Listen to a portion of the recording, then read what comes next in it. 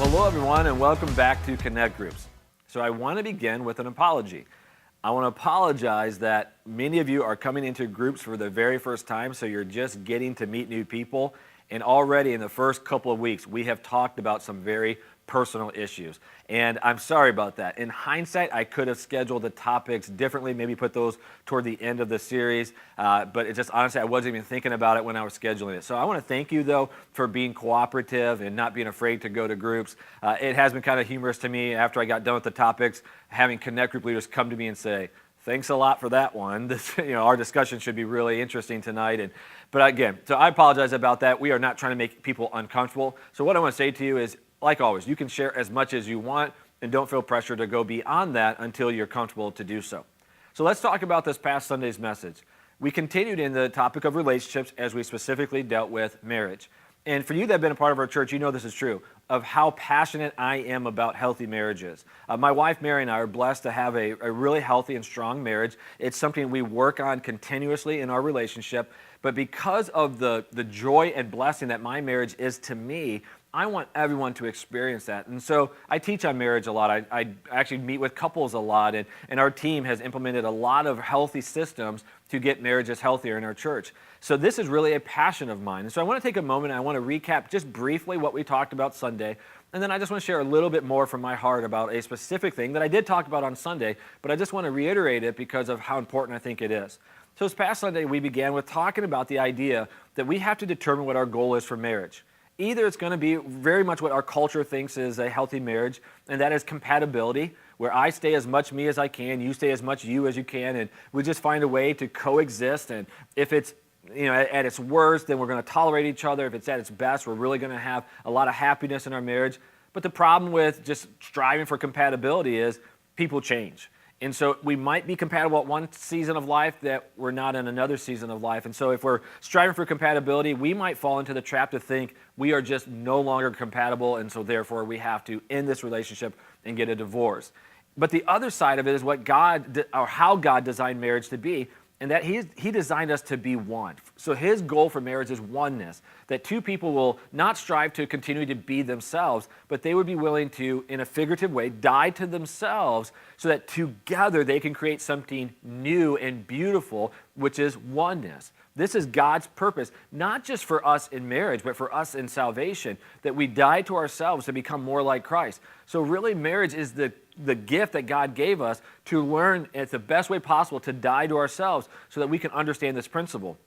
Once you set the goal of being one, and that really is the passion, then you have to have a strategy to get there. So here's a strategy that we talked about on Sunday, is first, you have to prioritize the marriage. Now let me just stress this. Your marriage or anything that you set as a priority is only a priority if it trumps other things. If you say my marriage is a priority, but then I allow every other event in life to come ahead of it, then truthfully, it's not a priority. So it begins with saying it's a priority, trumps everything else, and then you start to prioritize some very specific things, like spending quality time together, like having good, healthy conversations, and then prioritizing the sexual intimacy of your relationship. So that's what we talked about Sunday. Here's what I want to talk about just for a moment. I think all of those are individually, uniquely important together. They're a critical importance. But I want to encourage you about making a priority to spend quality time together. So let me just tell you quickly about my relationship. So many of you have heard this story if you've been part of our church for years. But I just want to, in case you haven't, I want to tell you my story.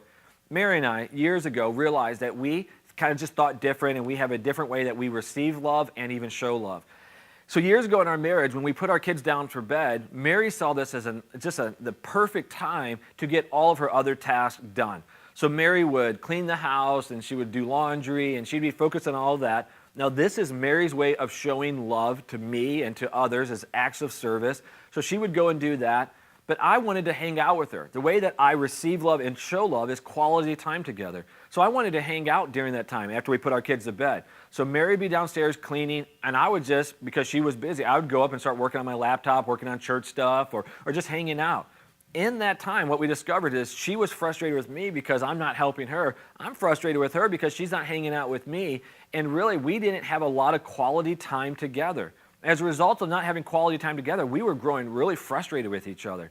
So after discussing this, we realized we had to fix this problem by first meeting each other where we are and then prioritizing time together. So here's a system that we created, and it's one that I encourage everyone to find their own way of implementing this in their marriage.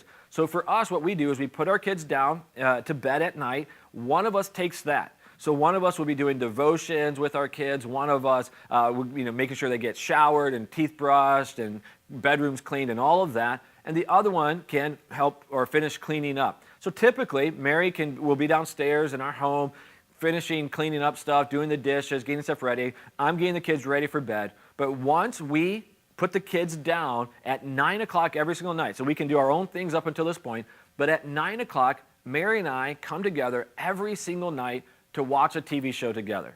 Doesn't sound like much, does it? It's very simple, but it has become a religious thing that we do. Why? Because we are prioritizing every single night, no matter what else happens, we're going to come together and have quality time together. While we're watching that show, we'll pause it frequently and we'll talk about the day. We'll just talk about some funny stories that happen or things that are on our mind or some things that are coming up. But we just know this is a way to get us physically together. And so once we're together, it allows us to have conversations and allows us to connect. So here's my challenge to you. Will you prioritize quality time together?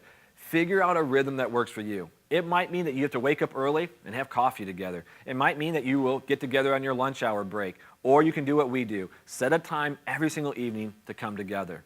Here's what I know. When you have quality time together, a lot of other things stem from that. Healthy conversations stem from that. Intimacy can stem from that. And really, it gives context for everything else in your life. Guys, I hope your discussion goes great. You're going to cover many different topics. I love you. I'm so proud of you. Thank you for being willing to share, and I'll see you this Sunday.